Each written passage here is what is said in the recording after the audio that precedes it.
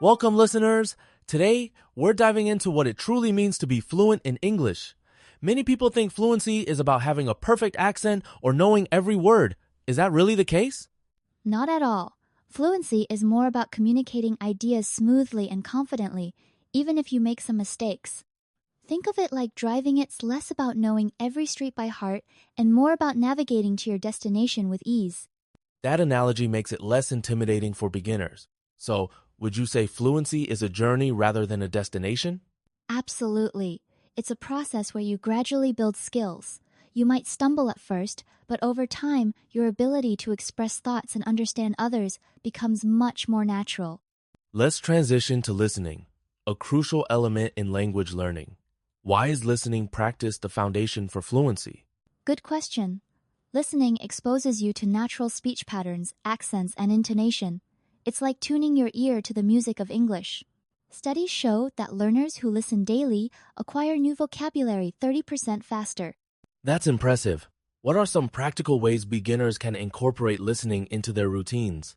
Start with podcasts, YouTube videos, or simple audiobooks. Even 10 minutes a day can make a difference. Try shadowing repeating what you hear aloud to mimic pronunciation and rhythm. Building on listening, let's talk about speaking. Many learners feel shy to speak. What are some effective exercises to practice English speaking every day? One simple exercise is to describe your daily routine out loud, even if you're alone, or record yourself speaking about a topic and play it back to spot areas for improvement. Consistency is key here. That's practical advice. What about interactive options for those who want to engage with others? Language exchange apps connect you with native speakers. Alternatively, join online conversation clubs. Even short daily conversations help you become more comfortable and spontaneous. Let's shift gears to vocabulary. Memorizing word lists can be tedious. How can learners expand their vocabulary in engaging and effective ways? Instead of rote memorization, focus on learning words in context. Read articles, watch shows, and note phrases you find interesting. Research suggests that using new words in sentences helps retain them 50% better. Are there any digital tools or techniques you'd recommend? Absolutely. Flashcard apps like Anki use spaced repetition to reinforce memory. You can also keep a personal vocabulary journal and review it regularly, writing example sentences for each new word. Many learners are held back by fear of mistakes. How can they overcome this barrier and gain confidence? Mistakes are a natural part of learning. Think of them as stepping stones. Research shows that learners who embrace errors progress faster. Try reframing mistakes as opportunities for growth rather than failures. What practical steps can listeners take to reduce anxiety during conversations? Prepare key phrases in advance and remind yourself that even native speakers make errors. Celebrate small successes and seek supportive speaking partners who encourage rather than criticize.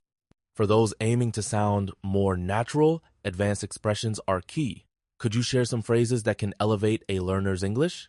Certainly. Phrases like, to be on the same page, hit the nail on the head, or it's not my cup of tea, add color to conversations. Using idioms and phrasal verbs helps you sound less textbook and more fluent. Can you give a real-world example of how one might use hit the nail on the head? Of course. If someone perfectly describes a problem at work, you'd say, you really hit the nail on the head with your analysis. It shows understanding and engagement. Let's talk about thinking in English. Why is this skill so transformative for fluency? When you think in English, you bypass translation, leading to faster responses and more natural phrasing.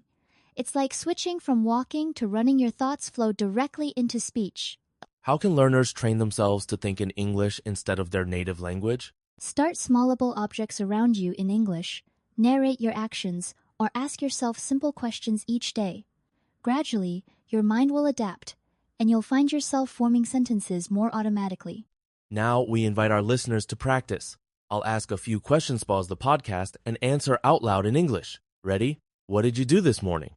Here's another. Describe your favorite meal. What ingredients does it include, and why do you like it?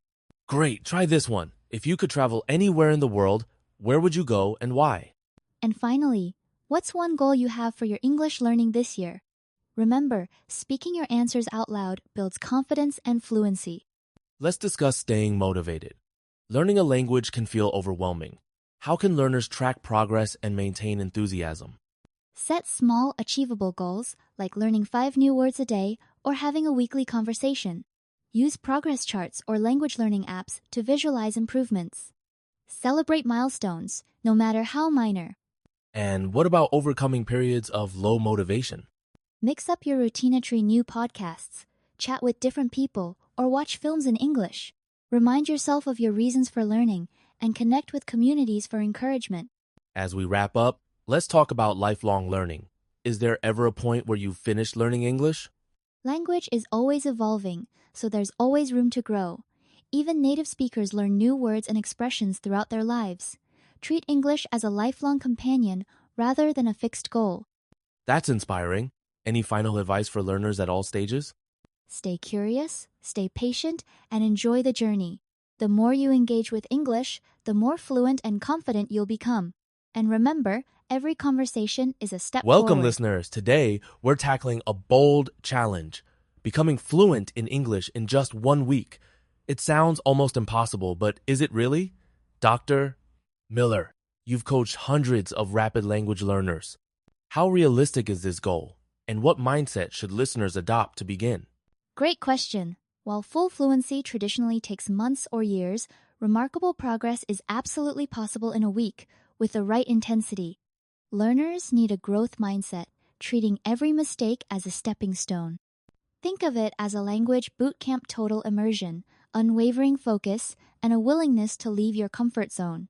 So, listeners, as we dive in, ask yourselves out loud, am I ready to commit 100% for the next 7 days? Say it now. This level of dedication sets the stage for breakthroughs. Exactly! And remember, as the English idiom goes, where there's a will, there's a way. If your determination burns bright enough, incredible changes can happen in a very short time. Let's talk immersion, the secret sauce of language acquisition. Dr. Miller, what are the most effective ways for learners to immerse themselves in English without traveling abroad? Think of immersion as turning your environment into an English world. Change your phone's language, label household objects, and fill your day with English podcasts and music. Even narrate your actions: I'm making coffee, I'm opening the window. It's like building an English bubble around your life. Listeners, try this. Describe what you see around you right now in English. Go ahead, speak out loud. This constant exposure cements the language in your brain. Absolutely. A 2022 study found that learners who surrounded themselves with their target language for 8 hours a day made twice the progress of those studying just 1 hour. The key is consistency and variety. Next up is intensive listening. Many learners struggle to understand native speakers because classroom English often sounds too slow or clear. How can listeners bridge that gap quickly? Start by listening to real conversations movies, news, YouTube interviews at normal speed. Don't worry about catching every word at first. Use subtitles, then gradually wean off. This sharpens your ear and trains your brain to process natural English rhythms. Listeners, pause for a moment and repeat this advanced phrase after me. Let's not beat around the bush. Say it out loud. This idiom means to get straight to the point. Great practice. Also, mimic accents and intonation. Shadowing repeating after native speakers builds muscle memory. Imagine you're an actor learning your lines for opening night. Pour your energy into every sentence. Now, let's address the elephant in the room, speaking. Many learners know vocabulary but freeze up in conversation.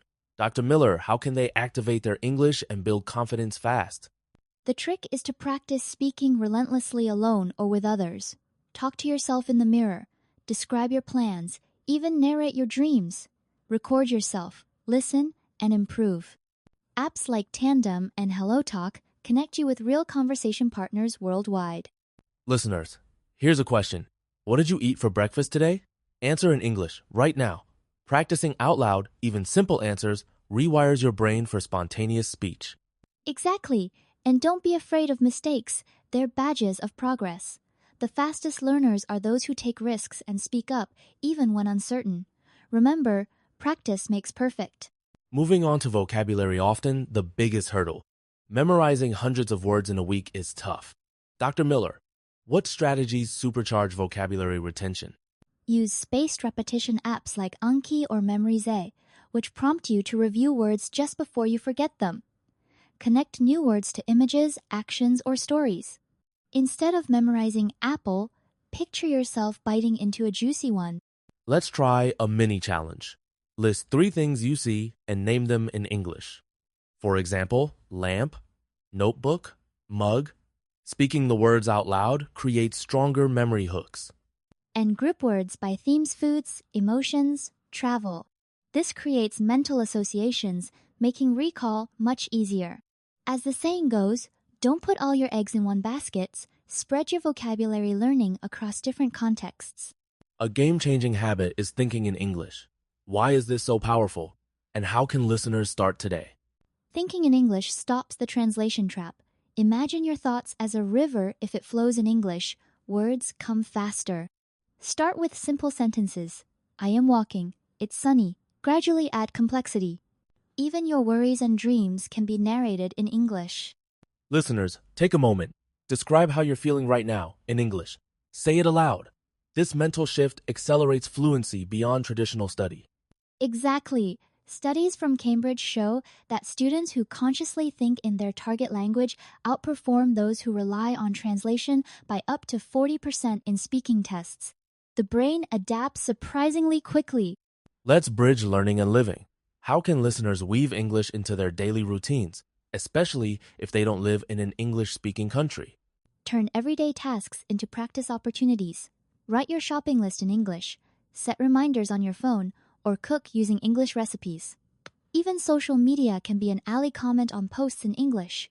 Join groups and interact with international friends.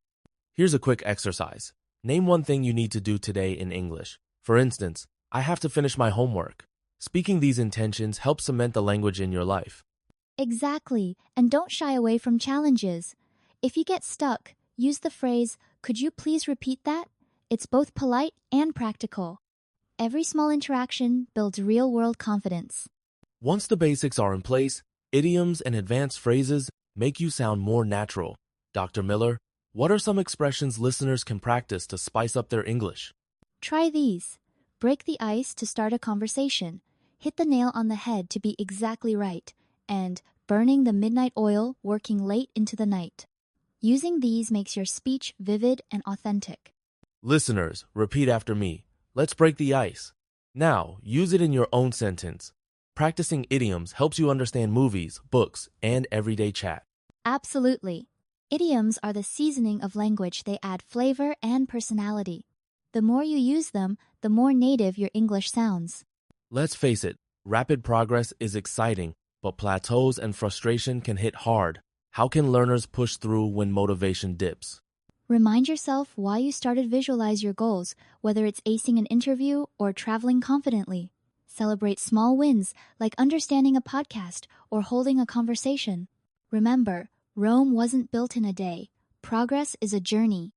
Listeners, think of a time you overcame a challenge outside language learning. Say it in English. What did you do? Drawing on past resilience empowers you to keep going.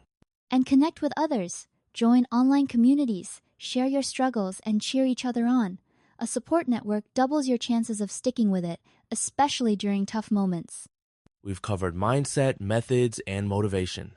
To wrap up, Dr. Miller, what does a sample 1-week fluency plan look like for our listeners? Day 1, immerse in listening and basic phrases. Day 2, focus on speaking and simple conversations. Day 3, expand vocabulary and practice writing. Days 4, 5, tackle advanced listening and idioms. Days 6, 7, simulate real-life situations, calls, shopping, interviews. Each day, set a specific goal and reflect at night. Listeners, what's your main English goal this week? Say it out loud. Setting clear intentions makes achievement more likely. And remember, at the end of the week, reward yourself. Whether it's watching your favorite movie in English or chatting with a new friend, celebrate your progress. As we say, you've come a long way. Welcome to our show. Today, we're diving into how mastering English can truly shape your career. English is often called the global language of business. Why do you think it holds such a crucial role in the job market today? Great question. English connects professionals worldwide. In fact, a 2022 Cambridge study found that over 85% of international business deals are negotiated in English, making it indispensable for anyone aiming for global opportunities. That's an eye-opening statistic. So, for someone seeking a better job, would you say English fluency is more of a necessity than an advantage now? Absolutely. While it was once a plus, it's now a baseline requirement for many high-paying roles. Even companies in non-English speaking countries often use English as their corporate language to stay competitive. Let's transition to job opportunities. How does English fluency expand the range of positions available to candidates, especially in multinational organizations? English fluency essentially unlocks doors across borders. For example, tech giants like Google and Samsung require English for most international roles, and many remote jobs list fluency as a top qualification, regardless of location. That's fascinating. Can you share a real-life example of someone whose career skyrocketed thanks to English? Certainly, a friend of mine from Brazil landed a project manager role in Germany after passing the TOEIC exam. Her ability to negotiate and present in English was the deciding factor, even above technical skills. Moving forward, let's talk about salary. Is there concrete evidence that English skills can directly impact how much you earn? Absolutely. According to a 2021 EF survey, employees with high English proficiency earn up to 30% more than their peers. Employers are willing to pay a premium for team members who can communicate with clients and partners worldwide. That's a significant difference. Are there particular industries where this salary gap is most noticeable? It's especially true in IT, finance, and hospitality, where international collaboration is frequent. For instance, in Vietnam, English-speaking IT professionals report average salaries twice those of non-English speakers. Let's shift gears and discuss networking. How does English fluency help professionals build strong connections across the globe? English acts as a bridge in global networking. At conferences and on platforms like LinkedIn, professionals can share ideas, collaborate on projects, and even find mentors. It's similar to having a universal pass into exclusive circles. That's a great way to put it. Have you seen any examples where English networking led to unexpected opportunities? Definitely. I know a marketing specialist from Egypt who joined an online webinar and ended up collaborating on a campaign with a UK-based team simply because she could participate in English. Now, let's touch on workplace communication. Why is English proficiency critical for effective teamwork and leadership in diverse environments? Clear communication minimizes misunderstandings. In a multinational team, English is the common ground. Leaders who articulate plans in fluent English foster trust, reduce errors, and inspire confidence across cultures. That makes sense. How can someone improve their English workplace communication skills? Practice is key. Join meetings, volunteer to present, and seek feedback. Even simulated role plays can help. Many successful professionals dedicate time weekly to refine their business English. Let's make this practical. Could you share some advanced English phrases or expressions listeners can use in job interviews? Of course.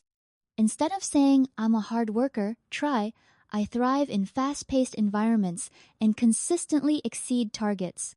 Or use, "I'm eager to leverage my expertise to drive your company's success." Those sound a lot more impactful. Are there any phrases for expressing problem-solving skills? Certainly, try, "I approach challenges with a growth mindset and have a proven track record of devising innovative solutions under pressure." Such phrases demonstrate both fluency and competence. Let's address some challenges. What are common mistakes non-native speakers make in professional English, and how can they overcome these hurdles? Overusing simple words, translating directly from their native language, or hesitating to speak up are frequent issues. To overcome them, actively learn idiomatic expressions and seek immersive experiences, such as English-speaking clubs or online forums. Those are actionable tips. Any advice for staying motivated during the learning process? Set clear, achievable goals like mastering 5 new business phrases each week. Celebrate small wins and remember, every conversation is a step closer to fluency and better opportunities. Some argue that English isn't always necessary in local markets. What's your take on this debate? It depends on the industry and ambitions. For strictly local roles, native language may suffice. But even in domestic companies, English skills can help employees access international best practices and prepare for future expansion. So, would you say investing in English pays off even if one doesn't plan to work abroad? Definitely. English opens doors to global knowledge, be it research, technology, or training. It's about future-proofing your career, not just immediate job prospects. Let's engage our audience. Listeners, think about these questions. What are your top 3 career goals? How could English fluency help you achieve them? Also, consider, which English phrases would you use to describe your strengths in a job interview? And what's one area of professional English you'd like to improve this month? We encourage you to write down your answers or practice saying them aloud. Reflecting on these questions can clarify your path and build your confidence. Remember, every step you take in English brings you closer to your dreams. Share your answers with us online or with a friend to stay accountable. Before we wrap up, let's share an inspiring story. Do you have a favorite example of someone transforming their life through English? Yes, a former student from Vietnam started as a hotel receptionist and, after improving her English, became the regional sales manager for a global chain within 5 years. Her journey shows what's possible with dedication. That's truly motivating. For listeners ready to take action, what's the first step they should take after today's episode? Set a specific, measurable goal, maybe joining a professional English workshop or practicing interview questions weekly. The most important thing is to start and let progress build your momentum.